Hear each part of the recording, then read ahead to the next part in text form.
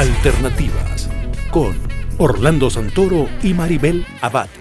Buenas noches, estimadas y estimados televidentes. Bienvenidos una vez más a su espacio Alternativas a través de la televisora regional Mira TV, Canal 9 de Inter. Hoy vamos a tener un programa dedicado a las finanzas. Todos los eneros de cada año, en los últimos 3, hemos tenido presencia de un economista y un profesor universitario, Sergio Mesa, que lo tenemos acá presente con nosotros, y se ha convertido en nuestro asesor, en una especie de coproductor, quien siempre tiene un análisis importantísimo, un personaje de doctrina en materia de economía en el país. Sus alumnos universitarios lo aprecian en demasía. Y por supuesto, recuerdo yo cuando iniciamos en enero del 2018, no fueron tan alentadoras las propuestas, los planteamientos para el desarrollo del 2018, y también habíamos amanecido el año pasado con una baja en las reservas internacionales de 8.000 millones de dólares. Hoy se dice que aumentaron un poquito estas reservas internacionales. Hay unos efectos de la macroeconomía venezolana y obviamente repercuten en la economía particular de cada familia, interesante y preocupante además, pues, y que hoy vamos a analizar durante el desarrollo de este espacio. Bueno, para eso, repito, tenemos al profesor universitario y economista Sergio Mesa. Sergio, gracias por estar aquí en este tu espacio de Alternativa, para ocupar siempre un importante espacio de tu vida profesional, docente y de paso familiar, para compartir con nosotros alternativas. Yo quisiera recordarles a nuestros queridos televidentes que estamos completamente en vivo y que si quieres interactuar con nosotros, hacer algunas preguntas en materia económica, puedes entonces inmediatamente vía texto comunicarte al 0414-272-5476, aquí está en la parte posterior, y nosotros vamos interactuando. Esto me lo vamos a repetir durante todo el desarrollo del programa, como siempre. Sergio. Muchas gracias por la invitación, Orlando. Como siempre, es un placer poder estar aquí con ustedes y poder orientar en lo posible. Placer es nuestro. A tu distinguida audiencia. La licenciada Maribel Abate, que hoy no pudo asistir, te mando un saludo. Se entristeció el hecho de no poder venir porque tus programas nos dejan un mensaje didáctico muy importante. Y nunca se equivoca, por cierto. El año pasado estuve viendo por nuestro canal de YouTube programas Alternativas, usted puede también verlo ahí, lo que hablaste en el 2018 y vi lo que hablaste en el 2017. Hoy vi los dos programas y de verdad que yo no sé si eres un mago de la economía o de verdad ya la experiencia te ha llevado a las perspectivas. Ahora, ¿qué perspectivas económicas tenemos para el 2019? Bueno, hoy en Venezuela digamos que se reafirma lo que decíamos el año pasado, que este año iba a ser muy difícil, que cuando nos reunimos acá en enero del año pasado, sí, decíamos que el 2018 iba a ser un año sumamente duro, y lo ha sido, pues. Sí. Y las perspectivas para el 2019 no van a variar. Y no van a variar en la medida que el Estado venezolano, la gente que maneja la economía del país, no cambie su manera de ver el problema económico. Entonces, están cayendo en los mismos errores de siempre. Tú no puedes esperar resultados distintos haciendo lo mismo siempre, y es lo que hace el gobierno. Hay una hiperinflación terrible, una caída de la producción terrible, y el gobierno se limita solo a aumentar salarios y a echar dinero inorgánico a la calle, y eso pues lo que hace es perjudicar tremendamente a todo el sistema económico, acentuando la hiperinflación, desestimulando la inversión. Y recuerda tú que si no hay inversión, no hay producción, y si no hay inversión ni producción, entonces se pierden empleos, la gente pierde capacidad de compra, se empobrece la población. Claro. Entonces es una situación terrible lo que está pasando, porque esto sí que es verdad que es una hiperinflación inducida por el financiamiento monetario, es decir, el uso que hace el gobierno nacional del dinero del Banco Central para financiar toda esta cantidad de bonos, toda esta rebatiña de dinero que regala a quien necesita y a quien no necesita también. Se conocen casos denuncias de personas que tienen 3 y 4 carnets de la patria con cédulas distintas y cobran todos los bonos. Entonces esos están felices. Hay personas que tienen un buen empleo y tienen su carnet de la patria y cobran, y eso están. Y los que no hacen nada, que en la familia hay 4 o 5 con el carnet de la patria, entonces esos ganan mucho más que tú y que yo juntos. Entonces, eso le hace mucho daño a la economía. La economía se sustenta en el equilibrio que debe darse entre la cantidad de bienes producidos y la cantidad de dinero en circulación. Cuando tú echas más dinero en circulación que lo que produce efectivamente la economía, entonces estás desequilibrando esa balanza, y eso trae como consecuencia un incremento sustancial de los precios. Claro. Entonces, el gobierno sigue haciendo lo mismo. Ahorita, sí. Antes de entrar a tu programa, estaba oyendo, no logré oír porque a mí me da un poquito de incomodidad oír las cosas que anuncia el gobierno, pues es más de lo mismo, y mienten, y como si todos los venezolanos en conjunto fuésemos idiotas. Es como si a una persona con un gran retardo mental que no se puede valer, le dicen, le mienten y se burlan de ella, y las personas, ellos creen que nosotros somos eso, lamentablemente. Las perspectivas ¿Qué dicen, por ejemplo, ante lo que acabas de decir, que ustedes me imagino que están colegiados del Colegio de Economistas, ¿qué dice cuando en materia económica no son acertadas o están fuera de lugar algunos anuncios? Que yo creo que son conscientes, pero es una solución de momento. Bueno, mira, el colegio se ha pronunciado muchas veces, está un gran amigo que siempre algo escribe por allí. La Academia Nacional de Ciencias Económicas se ha pronunciado, ahora en octubre hizo un pronunciamiento muy completo, muy concreto, que recoge más o menos lo que decimos todos los economistas en conjunto, todos los que opinamos.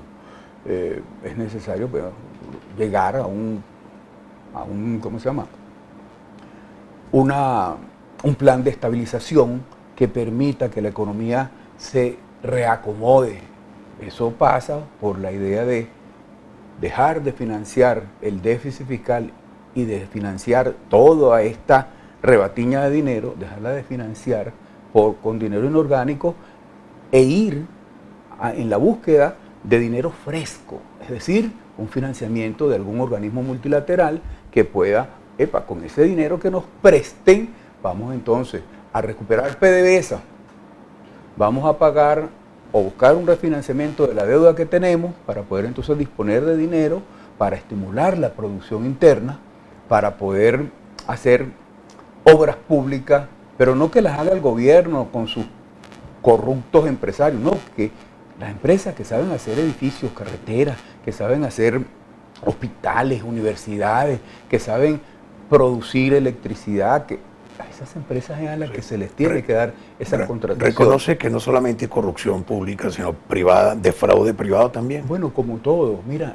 yo conozco, o sea, se comenta siempre situaciones en las cuales un empresario de mucha trayectoria, de muy buena trayectoria, dice, cónchale, me ofrecieron esta obra y me pidieron tal porcentaje de comisión, si no se lo doy no trabajo, y yo vivo de esto. Sí, o sea, entonces, es imperioso entonces la situación. Sí, muchos se deslastran un poquito de sus valores, de sus principios para poder sobrevivir. Eso es terrible, eso es terrible. Es decir, tú eres odontólogo, chico. Entonces tú, sí, oye, tienes unos clientes allí, pero ellos te dicen, mire, para que usted pueda trabajar allí, tiene que pagarme tanto. ¿Qué vas a hacer? ¿No vas a trabajar más? Mucha gente lo paga, y ese es parte del problema. Se ha institucionalizado en el país la corrupción, y eso no lo digo yo, eso está documentado nacional e internacionalmente. Más allá del asunto gravísimo que vivimos en Venezuela, de los derechos humanos, de la inseguridad jurídica, de la inseguridad personal, de la anomia que existe en Venezuela. O sea, existen las leyes, pero no se cumple ninguna, una anomia legal y constitucional. Más allá de todo eso está la corrupción estimulada, entronizada en el estamento del Estado. Entonces eso es muy difícil. Hay no recuerdo el autor, pero hay unos escritos por ahí muy interesantes con respecto al rezago, al ancla que han tenido los países africanos, países asiáticos y muchos de los países latinoamericanos, derivados de la corrupción de los gobiernos. Vemos como, por ejemplo, países como Costa Rica, que es un paísito pequeñito, ha logrado avances importantes en sus niveles de desarrollo. Costa Rica, el mismo Chile. Pero entonces, ¿son asesores internos de ellos, profesores universitarios, asesores de firmas particulares? Sí, son personas, son chilenos, son costarricenses preparados, que tienen la oportunidad de participar en el proceso de desarrollo de su país y han contribuido a ello. ¿Y qué ocurre? Mira, Chile, por ejemplo, en el ranking de los países con mayor o menor ranking de la corrupción, bueno, esos son países que están en los últimos lugares porque no hay corrupción en Costa Rica prácticamente, en Chile, y son pocos los países latinoamericanos que están en ese ranking de los países donde la corrupción no los ha desmembrado, como ha ocurrido aquí en Venezuela y en otros países latinoamericanos. Sobre todo, hay un ranking, ese no lo traje, pero sí te tengo por aquí algo que a ti te interesa mucho, siempre, claro, que siempre me preguntas, las perspectivas económicas para Venezuela. Yo traje, tomé la tarea de hacer este cuadrito, no sé si lo podemos ver en alguna parte. De repente si el señor Antonio, bueno, él tiene que hacer su trabajo de técnica arriba, bueno, lo podemos ponchar por alguna cámara, si eso lo presenta, bueno. Pero yo lo voy leyendo, fíjate. Aquí, según el Banco Mundial, ¿verdad? En el foro que se hizo en Bali en noviembre del 2018, ahí se reúne una serie de países y entonces se hace, el Fondo Monetario Internacional hace las estimaciones que tiene de los países, de los distintos sectores de América Latina, Europa, Asia, África, etc. Y las perspectivas económicas para Venezuela no son alentadoras. Ya en noviembre del 2018, el Producto Interno Bruto venezolano se estimaba que cerrara el año 2018 con una caída del 18%. Wow. Eso quiere decir que la economía se ha encogido 18% respecto al año anterior. Wow, sí. ¿Okay? Sí. Y se estima que para el 2019 será de 8,4%, la reducción del Producto Interno Bruto. Eso es terrible porque recuerda tú que el Producto Interno Bruto es un indicador macroeconómico que mide la cantidad de bienes y servicios que produce la economía de un país en un periodo determinado, en este caso de un año. ¿En casa producción? Es claro, por supuesto, se reduce la producción. Si no hay producción, como te dije antes, claro, no se abastecen los bienes y los servicios que recibe el país. Wow. También el Fondo Monetario estima que la inflación del 2018 será de 1.370.000%. O sea, que la que cerró a diciembre del 2018. Fue mayor porque la Asamblea calculó más o menos 1.400.000%. Sí. Eso más o menos es lo siguiente. De estos 1.370.000%, ¿qué significa eso? Que si tú le quitas a esto 2 ceros, ¿verdad?, del porcentaje, sí, algo que te valía un bolívar te va a costar ahora 13.700 bolívares. Wow. ¿Tienes idea? Lo que te valía un bolívar a 13.700. Ahora, si tú multiplicas el precio, que nada aquí vale un bolívar, sí, tendrás una idea de eso. Pero lo que es peor es que las estimaciones para el 2019 es de 10 millones%. 10 millones%. Para diciembre del 2019, 10 millones%. Sí, para el 2019, sí. De continuar con este modelo, ¿no? Ajá. Estima también un desempleo del 34,3% para el 2018, que ese sí se cumplió, y de 39%. Es decir, que cada 100 personas trabajando económicamente activas, recuerda que las personas económicamente activas son aquellas mayores de 15 años que andan buscando. Inclusive economía informal se ha establecido dentro de ese término. Sí. Entonces, para el 2019, 39%, casi el 40% de la población económicamente activa está sin hacer nada. Eso es terrible. El déficit en cuenta corriente. La cuenta corriente es un asiento de la balanza de pagos, ¿verdad? Sí. En donde se registran las exportaciones y las importaciones. Cuando hablamos de un déficit en cuenta corriente, ¿verdad?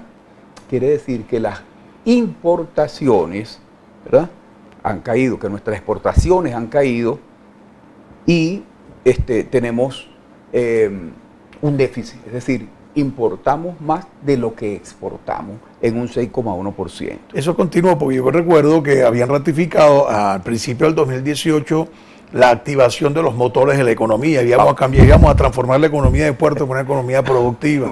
Bueno, tú estás viendo los resultados. Claro, sí. Fíjate bien, la formación bruta de capital. Eso se traduce básicamente en lo que es la creación de activos productores, bienes de capital, como le llamamos, ¿no?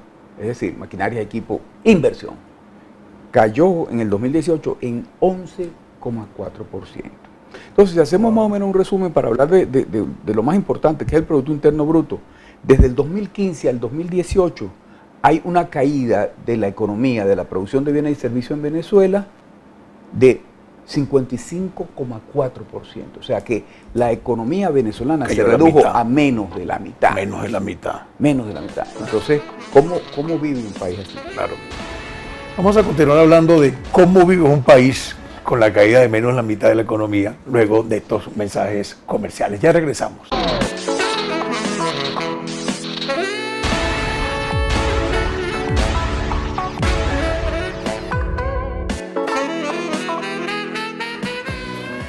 Estamos de vuelta en tu espacio Alternativas. Hoy estamos hablando del tema de la economía. Hicimos un introito en la primera sección y bueno, no fue tan alentador. Habíamos terminado conversando el tema, un esquema que amablemente nos relató, donde prácticamente es una caída de la economía de menos de la mitad, del 54 punto tanto por ciento. Más de la mitad. Perdón, de más de la mitad. Ahora, y hemos quedado cómo se hace para sobrevivir macro y microeconómicamente con una reducción de la economía de menos de la mitad. Estamos en presencia del economista y profesor universitario Sergio Mesa. Vamos a recordarle que estamos completamente en vivo y que puede interactuar con nosotros vía texto a través del 0414-272-5476. Aquí está, por favor anote, interactúe con nosotros. Sergio. Bien, fíjate, cuando hablamos de una caída de la producción de esa magnitud acumulada desde el 2015 hasta el 2018, una caída de esa magnitud, tenemos que pensar que eso es lo que justifica la escasez de todos los bienes que produce, que necesita el ciudadano para satisfacer sus necesidades. De manera que es por esa razón que no conseguimos hortalizas, que no conseguimos cereales, que no conseguimos proteínas, carne, nada. ¿Por qué? Porque la producción ha caído. Estaba oyendo en estos días a un dirigente gremial del agro venezolano y decía unas cifras escandalosas. Por ejemplo, que uno de los cereales, arroz, se iba a producir apenas el 35% de la demanda nacional. Y arroz, que todavía uno va a los automercados y medio consigue arroz. Ahora y de maíz blanco, con que hacemos la harina de maíz precocida. Ahí también hay una caída importantísima. Y digo que señalo estos aspectos porque esto es lo más importante, lo vital. Arroz, granos y arepa es lo que come el venezolano, claro, lo que come el pueblo. Claro. Entonces, si no se produce, caemos en la garra de los bandidos estos que se ocupan de importar productos con las consabidas comisiones y con toda la corruptela inherente a ese tipo de burocratismo gestionatorio en la importación, sí, así. Bueno, en diciembre vimos ejemplos, andaba en las redes una cantidad de información que sacaban los perniles podridos de quebradas y de basureros porque llegaron podridos algunos, otros se perdieron, otros los tenían del año pasado escondidos para engordarlos y en lugar de engordarlos pero es que fue que se pudrieron los perniles. Yo hoy veo que del gobierno central, por ejemplo, hubo de alguna u otra manera pues la intención de venir. Lo que pasa es que de repente se deslastra por el camino, ¿no? Y entonces todo está dentro de la parte de la administración pública y yo creo que también el fraude privado. Aquí cada quien hay un egoísmo y una anarquía que cada quien piensa per se y no piensan en la conciencia generalizada. Hay de todo, hay de todo. Claro. Entonces, esa combinación de la inflación inducida por el uso del dinero del Banco Central, ¿verdad? El financiamiento monetario, y la destrucción del aparato productivo que incide pues, en la producción. Entonces tenemos dos factores demoledores para la economía, como es la escasez, o sea, la falta de la cadena de la producción, y la generación de inflación inducida por el déficit, el uso pues, del dinero inorgánico, financiamiento monetario. Entonces el gobierno, ¿verdad?, que debería ser celoso de eso. Yo vi en agosto, cuando los anuncios aquellos que se hicieron, que estuviste aquí para anunciar la reconversión, etcétera, etcétera, oíamos anuncios que en aquel momento, ¿te acuerdas que dijimos que era temprano para hacer un juicio? Porque los anuncios se oían bonitos al oído. Claro. Decían, por ejemplo, 0 déficit fiscal. Oye, qué bueno, porque es que sabemos que el déficit fiscal se financia como o con préstamos o con dinero inorgánico, ¿verdad? Claro. Entonces, ambas cosas o con devaluación. Esas tres cosas, esa triada de cosas es nocivo para la economía. Entonces, cuando anuncian déficit fiscal 0, uno se contenta. Uno dice, oye, qué bueno. Cuando anunciaron que iban a aumentar el encaje legal para recoger el circulante, oye, qué bueno. O sea, pero entonces cuando... Es que no cumplieron esas medidas económicas. No. Si lo hubiesen cumplido, yo creo que algo se hubiese levantado. No, pero es que entonces... La liberación del cambio, las divisas, las 18 casas de bolsa que nunca se encontraron, de eso vamos a hablar, el DICON abierto, todo eso no lo vimos. Ajá, todo eso se anunció y no se cumplió. Entonces, ¿qué pasa? Que cuando anuncian eso, porque dijeron que iban a tratar de desmontar el control de cambio e ir a un cambio único, a un tipo de cambio único. Oye, qué bueno. Entonces, pero al final, la sorpresa, no aumentamos los salarios. En aquel tiempo, en agosto fue yo lo tengo por aquí en un cuadrito. En agosto fue a 1.800 bolívares. Para no decir una barbaridad yo acá. Sí, creo que fue. En agosto fue, sí. Fue. Que fue duro el aumento. Y sabes que el gobierno todavía está subsidiando el 70% de algunas empresas. Bueno, ya no será, porque eso fue en agosto y era por 3 meses. No, pero yo hoy me enteré precisamente de una de las entidades de trabajo que nosotros asesoramos, que obviamente cuando tienes 300, 400 trabajadores te pega estos aumentos. Claro. Y que todavía recibe el subsidio. Yo no sé si de manera discriminatoria algunos no, otros sí, pero sí que reciben el subsidio. Yo me sorprendí, qué raro, pensé que se había acabado, sí. De 4.000, bueno, con más razón pues. Mira qué cantidad de gasolina a ese incendio se le está aplicando, ¿no?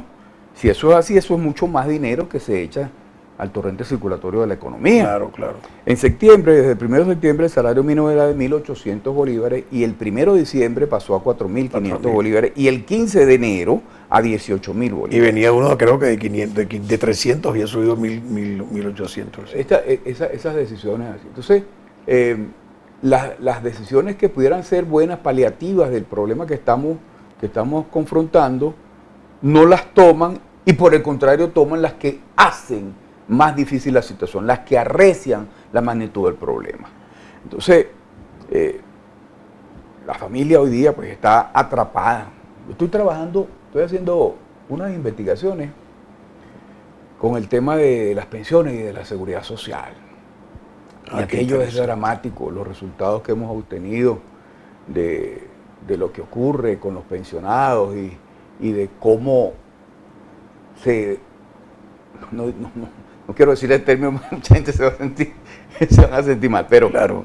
Pero y esto tú sí conoces porque estuviste ahí, claro. Sí, claro. Sí. El uso bárbaro de los recursos del Seguro Social y del manejo absurdo de todo lo que tiene que ver con los ingresos del Seguro Social vía cotizaciones. De eso no se conoce casi nada. Nadie sabe cuánto llega a las arcas del Seguro Social de las cotizaciones que pagan los trabajadores y los empleadores. Eso no lo sabe nadie. Eso parece un secreto bien guardado. Entonces, tenemos pensionados, ¿verdad?, que viven con 4.500 bolívares. 4.500 bolívares. ¿Y cómo viven con 4.500 bolívares? Hay un concepto que hace la Organización Internacional del Trabajo y la Organización Internacional de la Seguridad Social, sobre las pensiones. La pensión básicamente es un beneficio que otorga las instituciones de la seguridad social a las personas que caen en una contingencia de vejez, invalidez, paro forzoso por alguna situación de enfermedad profesional o accidente común, y los beneficios que le quedan a los sobrevivientes. Entonces, ellos definen la pensión como eso, un aporte en dinero que debe ser, el objetivo de una pensión debe cumplir 3 principios: que sea suficiente, que sea equitativa y que sea sustentable en el tiempo. Con la suficiencia quieren decir que el dinero alcance para vivir con independencia económica, que el pensionado viva con independencia económica, que le alcance dinero hasta para ahorrar. Claro, el pensionado lo que hace es inmediatamente cambiarlos para comprar bienes y servicios. Entonces, una vez. Para dime que no tú le si quede. ese concepto no está pisoteado por la realidad nuestra, la realidad de nuestros Pero es pensionados. que yo creo que esa, no solamente los pensionados, esos 3 conceptos básicos, y sustentabilidad no la tenemos, es que sea suficiente o aplicable, no la tenemos. Es decir, nunca habrá, con este dinamismo inflacionario, pero desenfrenado, pues nunca habrá esa posibilidad de ahorro. Por eso, Orlando, porque mira, la economía y la seguridad social van de la mano. La seguridad social la financia el trabajador y el empleado. O sea, el trabajador y el empleador. Si no hay suficientes puestos de trabajo, si no hay cantidad de industrias creando fuentes de trabajo, pues no habrá quien financie la seguridad social. Y claro, entonces, por supuesto, habrá situaciones como esa que le dan una, ¿cómo se dice? Un asomo, una parodia de pensión a los beneficiarios. Chile hizo una reforma bien interesante de su sistema de seguridad social, y a partir de allí, y fíjense lo que voy a decir, yo soy demócrata y no creo en las dictaduras ni de derecha ni de izquierda. Las dictaduras son todas malas, ¿verdad? Sí. Pero el señor Pinochet, el dictador Pinochet, Sí. echó las bases para que se creara un nuevo sistema de seguridad social en Chile que se convirtió en ejemplo, en modelo a seguir por todos los sistemas de seguridad social de Latinoamérica, inclusive de Europa y de otras partes del mundo. Cuando levantó la economía de Chile, sí, más de 20 años. Claro, sí. porque el sistema que se implementó allá permitió estimular el ahorro nacional, claro, y entonces con un ahorro, si hay ahorro, pues ese dinero ahorrado se utiliza para financiar la inversión y entonces los países crecen. Serio, bueno, vamos a Máster y ya regresamos con más de tu programa alternativo y hablando de economía. Ya regresamos.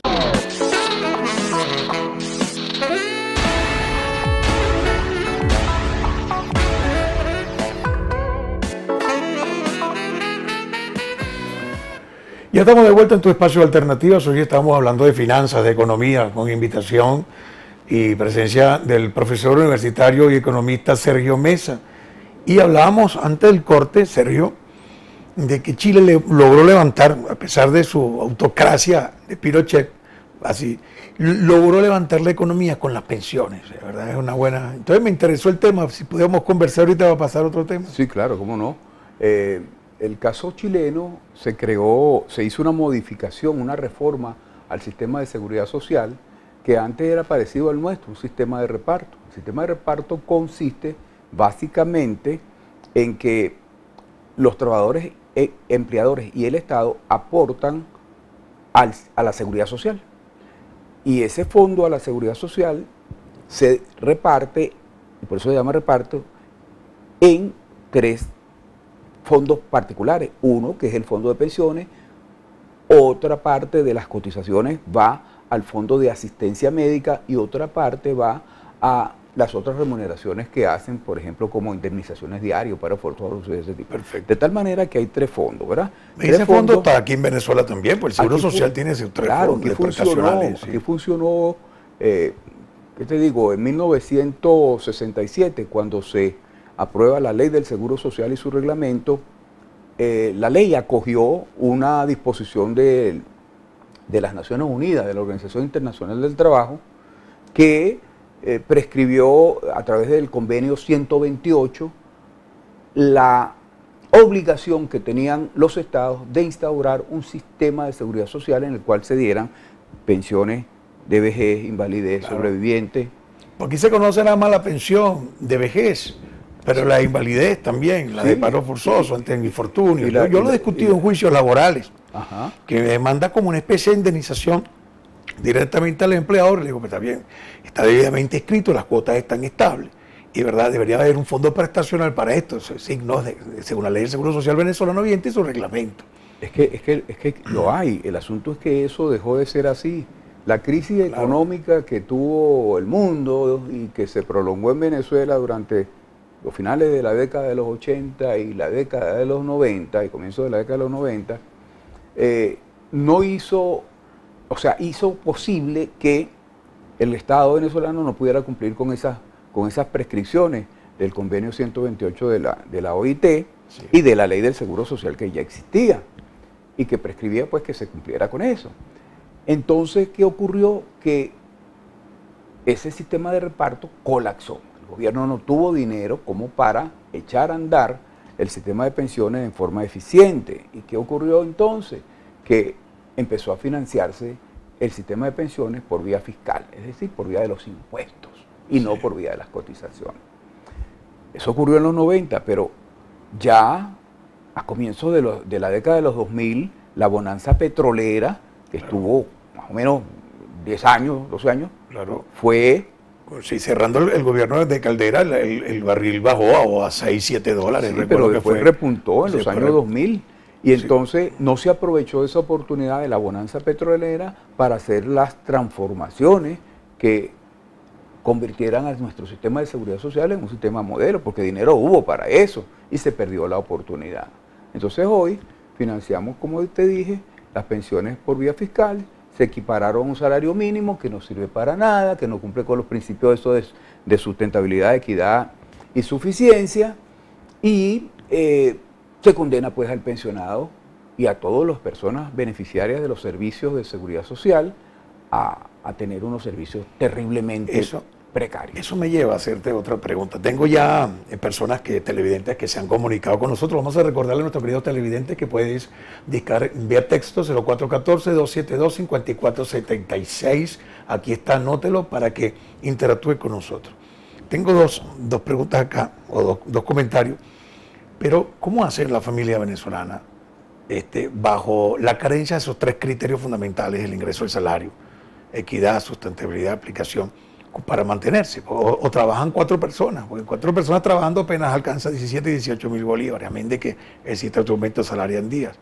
Y ya sabemos que 18 mil bolívares ya no es nada, con un kilo de queso blanco creo que hoy estaba 11 mil bolívares, algo así. Por eso, ¿cómo está haciendo con las remesas? ¿Cómo se estabiliza?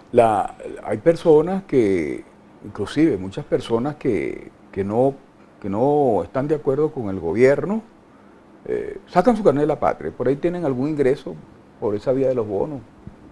Eso Bueno, válido si es un ingreso gubernamental. Pues yo también conozco varios que si no fuese por eso no pero no es suficiente. Sí, claro. no es suficiente y contribuye al problema, ¿verdad? Más dinero a la calle sin el respaldo de la producción de bienes y servicios. Claro.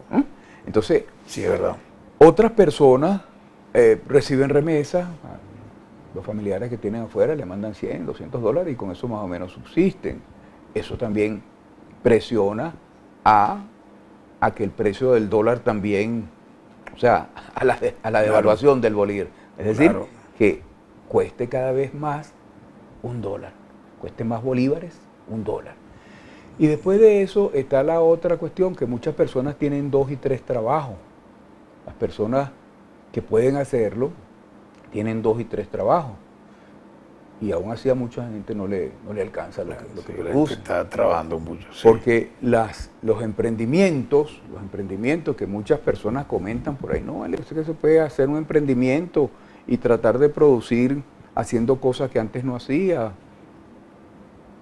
¿Cuántas personas pueden hacerlo?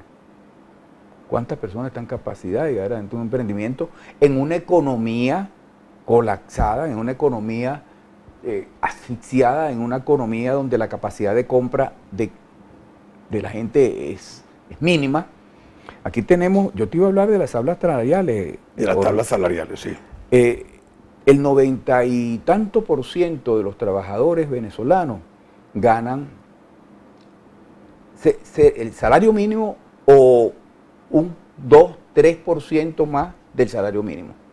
El 90%. La mayoría de mis asesorados superan hasta 2 salarios mínimos o 3, una tabuladora. Te voy a dar un ejemplo. Los profesores universitarios. Anunciaba en estos días uno de estos ministros, pseudoministros del gobierno, decía, no, ya se corrigió el problema de los trabajadores del sector universitario.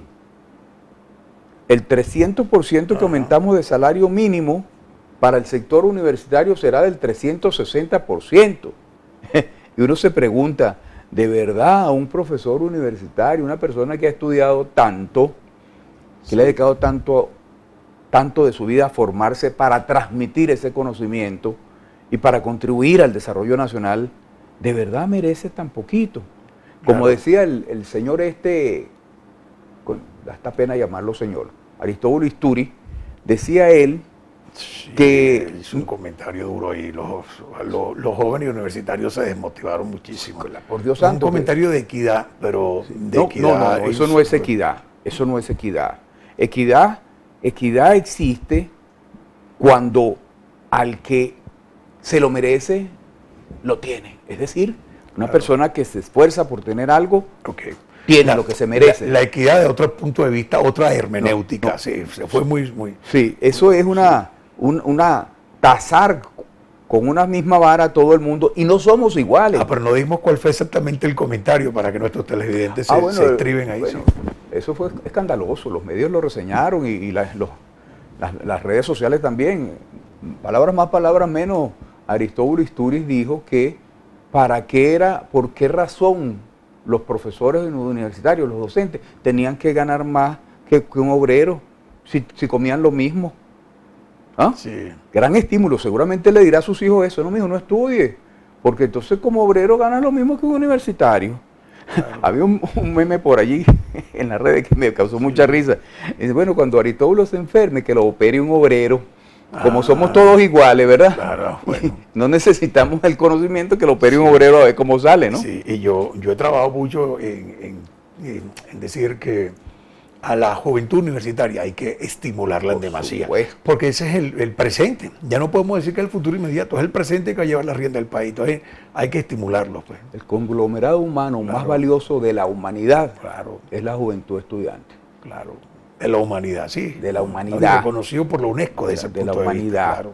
Entonces yo a mis estudiantes, yo tengo como 30 años en esta actividad de la docencia prestado, porque yo ejerzo mi profesión como economista, pero es una cosa de la cual no se ha podido, yo particularmente no me he podido deslindar de ella, porque me parece una actividad noble, muy noble, muy noble.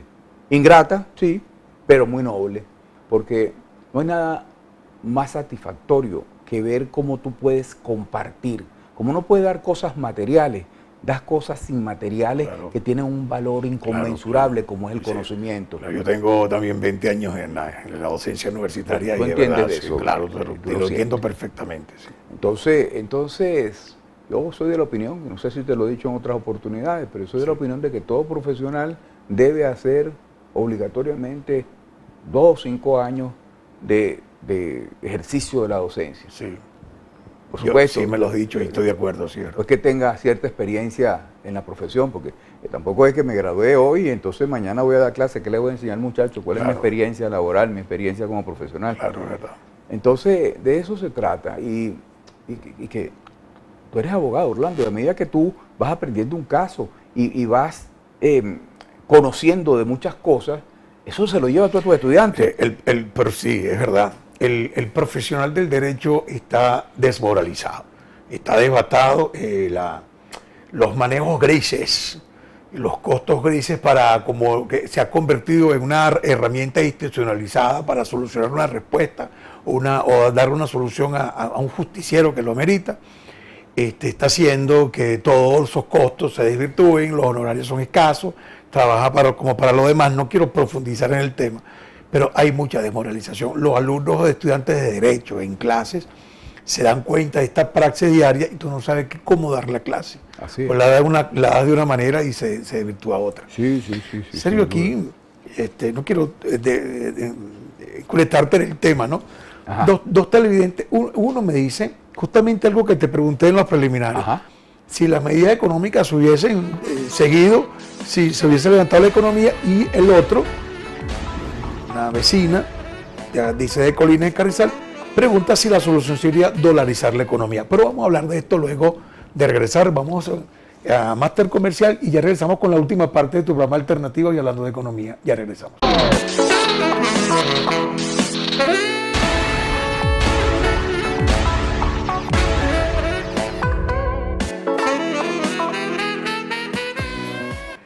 Continuamos con tu espacio de alternativas ya en la última parte de nuestro análisis de economía con el Sergio Mesa, profesor universitario y economista. Y hablábamos, no quiero dejar desapercibido, yo sé, para cuando este programa pase al canal de YouTube, programa Alternativa, a partir de mañana, que también queda en historia, el día de mañana es 23 de enero, y hay una convocatoria a una libre expresión de calle, que es un término constitucional de ambos lados políticos. Es algo sumamente trascendental. Los últimos 2 o 3 minutos de esta sesión se lo dedicamos a eso. Pero hay muchos comentarios de televidentes y todavía estás a tiempo. Puedes mandar un texto a 0414-272-5476. Estamos aquí, estamos completamente en vivo. 2 de esos comentarios me llamaron la atención y te lo llevé a ti. Uno es que si dolarizando la economía, ya lo analizamos en el 2016, 17, 18, ahora en el 19 vamos a analizar si ahora en el 19, dolarizando completamente la economía, fuera una solución práctica a cada familia venezolana. Y la otra pregunta era si se hubiesen cumplido a cabalidad las medidas económicas del 17 de agosto, si se hubiese levantado algo a esta altura. Creo que lo tocamos antes, pero vamos a profundizar. Sí, cómo no. Bueno, vamos a comenzar por la última pregunta, por la segunda pregunta. Si se hubieran cumplido las medidas que anunció el gobierno, no hubiese pasado nada bueno, porque las medidas eran contradictorias. Lo comentábamos hace unos minutos atrás, Orlando. Si se anuncia, vamos a llevar el déficit fiscal a cero, buena medida. O sea, forma parte del conjunto de medidas que se tienen que llevar, repito, insisto, como lo hemos dicho siempre, tienen que ser en armonía. Medidas de política fiscal, política monetaria, política de renta, política comercial, política, ¿cómo se llama?, cambiaria. Sí. Todo eso tiene que hacerse en armonía, como se dice, remar todo en el mismo sentido para que pueda tener el efecto deseado. Claro. Entonces eso no se ha hecho, porque como te decía en minutos atrás, el gobierno anuncia déficit fiscal cero, qué bueno, aumentó el encaje legal, qué bueno, se va a reducir el circulante. ¿Sí? Claro. Pero, por decir 2 de las medidas que anunció. Pero entonces por el otro lado, aumentó el salario mínimo un 300%. ¿Sí? Después... en 300%, sí. Sí. Hecha y había anunciado el aumento de la gasolina y había anunciado la liberación de las divisas. Así es. Nada de eso se cumplió. Sí. Y si se hubiese cumplido, no hubiese funcionado. ¿Por qué? Porque tú no puedes someter a una población a que si no tienes el carnet de la patria, no tienes derecho a echar gasolina. Entonces iba a discriminar a los que tenían el carnet de la patria, sí, tenían un descuento en la gasolina. Y al final no se hizo nada, y si se hubiese hecho hubiera sido un caos total. O sea que era mejor dejarlo. ¿Será que se dieron cuenta a tiempo? Bueno, yo no sé. Hicieron una especie de prueba. Yo no sé si se dan cuenta o no, yo no sé si es que, ya yo no sé qué pensar, porque el comportamiento de los que manejan la economía es tan errático, es tan contradictorio, que bueno, habría que estudiar economía nuevamente para poder entender qué hacen ellos, realizar una investigación, no sé, postdoctoral, una cosa...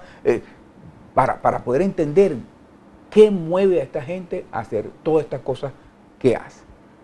Yo tengo una opinión que es más política que económica, que es que eso va hacia la destrucción del aparato productivo de manera que todo el mundo dependa del Estado.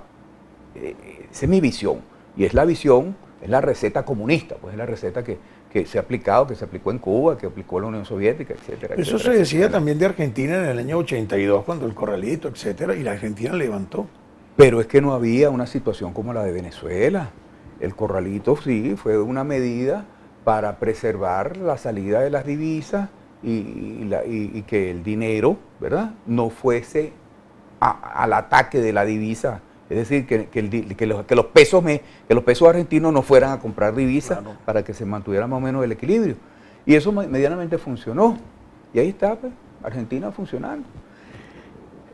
Con respecto a la dolarización es una situación bien particular. Fíjate bien, en Venezuela, de hecho, hay una dolarización, pero una dolarización de precios. Todo te lo quieren vender en dólares, pero sí, te pagan a ti en dólares. Claro. No, para que sea una verdadera dolarización, tendrían que ser todos los precios, incluido el salario, que es el precio del trabajo, ¿verdad? Tendría que también estar nominado en dólares. Si no, no hay tal dolarización. Ahora, eso tiene una cosa buena y tiene una cosa mala. Que si se paga en dólares y se dolariza todo, pudiese, como pasó en Ecuador, sí, pudiese equilibrarse en un primer momento la economía. Fue una propuesta de Henry Falcón como en la campaña presidencial, sí, pero no sé si con la pérdida del manejo de la política monetaria. Recuerda tú que cuando tú tienes un déficit fiscal, tú tratas de financiarte. ¿Cómo lo puedes hacer? Endeudándote, emitiendo deuda pública, lo puedes hacer devaluando la moneda. Esa cuestión de poder devaluar la moneda, es decir, cambiar $1 por más bolívares, ya no lo podría hacer, porque quien maneja la política monetaria respecto, claro, a esa moneda que se llama dólar es la Reserva Federal de los Estados Unidos. Claro. Tú no puedes devaluar el dólar, ni lo puedes, claro, ni lo puedes revaluar. Aunque aquí el dólar está devaluado, porque de repente tú vas a preguntar cuánto vale un repuesto y te dicen que son 7 dólares, por decirte algo, y de repente vienes mañana, entonces ya son $9. No, el que se está devaluando es el bolívar. El bolívar, que tú pagas más bolívares por el dólar. Pero hace efecto sobre la moneda dólar. Por supuesto que sí, por supuesto que sí. Hay también un componente especulativo muy duro también, ¿no? Okay. La gente en el afán, en el desespero de hacerse de moneda dura, cobra en dólares hasta sin saber cuál es la proporción, sí, entre el precio en bolívares y el precio, okay, en dólares. Okay.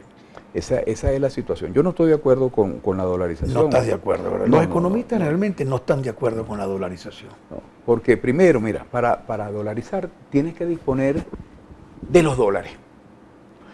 Venezuela produce dólares. ¿Qué produce Venezuela? ¿Qué producto de exportación produce Venezuela que te permita tener, claro, ingresos de divisas? Tenemos el petróleo, tenemos muchos minerales, pero siempre dependemos de la industria petrolera, que la estructura está devastada también.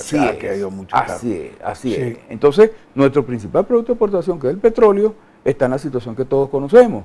La caída de la producción tremendamente, el precio del petróleo está cayendo. Bueno, al punto, Orlando, que la OPEP, para estimar las cuotas de producción que se le asignan a todos los países miembros del cártel, no consideró a Venezuela, porque Venezuela no la mandó a reducir, entonces. Está por debajo de la cuota que le correspondería. Y hay unos impuestos que nosotros debemos a los PEC, y creo que hay un detalle allí. Bueno, no son exactamente. No sé si es un default que ha causado todo eso. No, el default es el impago de la deuda a los acreedores de títulos de la República. No tiene que, ok. Sí, pero nosotros, un cártel petrolero, como es la OPEP, es un oligopolio del tipo cártel, así se le llama. Eso tiene la siguiente característica: es un grupo de empresas, en este caso países productores, que tienen empresas productoras de petróleo, que fijan los precios del petróleo para todos los miembros de ese cártel, ¿ok? Y los volúmenes de producción que va a tener cada uno de los miembros del cártel. Por eso, esa es una de las características del cártel. De manera de que todos ellos actúan como una sola entidad, ¿verdad? Okay. Y entonces tiene un efecto tremendo en el mercado. La OPEP llegó a controlar, por allá en los años 60 y 70, en los años 70 y hasta los 80, casi el 80% de la producción mundial de petróleo. Y entonces alguien con la cabeza no sé dónde, vamos a reducir la producción para que aumenten los precios.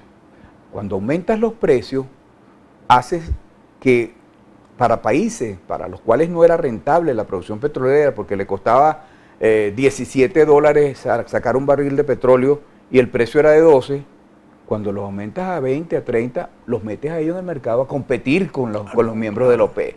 Exacto. Eso fue un gravísimo error. Ah, ok. O sea, viendo desde el punto de vista de quien maneja el cártel. Ahí estaban los intereses, como siempre, los intereses de los más poderosos, los más grandotes, Arabia Saudita, que es el gran productor, el más grande de la OPEP. De lo que hace es abrir el chorrito y dice, bueno, yo quiero aumentar en tantos barriles porque tiene toda la infraestructura que le construyeron los Estados Unidos. Y por eso, bueno, tienen esa posibilidad de producir hasta más de 10 millones de barriles. Precios también. Que no, exactamente. Entonces, yo por eso te digo, no estoy de acuerdo, volviendo al punto, con la dolarización, porque dependemos de muchas cosas que no controlamos, de una cantidad de factores exógenos. Por ejemplo, el mercado petrolero tiene un componente bien particular que va mucho más allá de las variables propias del mercado, la demanda y la oferta.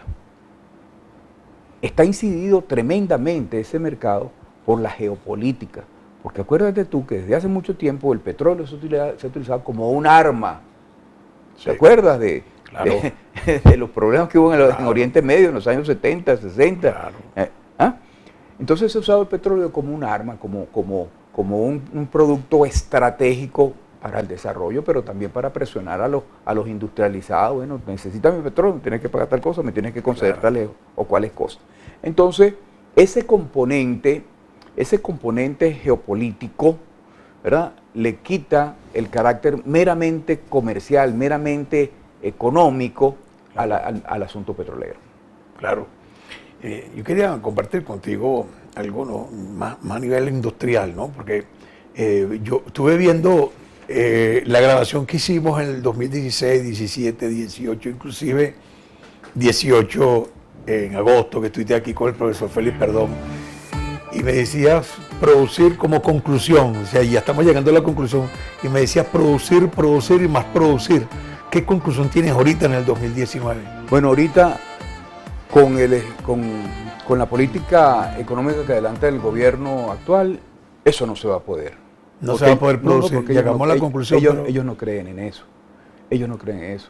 Tú ves a un economista con formación marxista, te dice, sí, hay que producir, está bien, para que todos ganemos iguales. Y que el mismo que produce, que en este caso sería el Estado, ¿verdad?, no haga acumulación. ¿Cómo haces tú si tú eres empresario y tú vendes lentes, tú produces lentes? Tienes que tener una ganancia para poder acumular, para seguir produciendo lentes y cada vez mayor cantidad de lentes. Claro, claro. Si tú no tienes ganancia, tú vas a seguir produciendo lentes. Es el problema que tiene el parque industrial venezolano. Llegamos a la conclusión del espacio, que pasó rápido. Muchísimas gracias. Gracias a ti por la invitación. Economista y profesor universitario Sergio Mesa por este programa muy didáctico. Bueno, vamos a recordar a nuestros queridos televidentes, ya terminamos, que el próximo día viernes, pasado mañana, va a ser repuesto este espacio con el economista y profesor universitario en materia de economía, y por el próximo martes vamos a hacer un análisis de lo que va a suceder toda esta semana con el 23 de enero. Muchísimas gracias, Dios los bendiga, Dios los proteja y hasta entonces.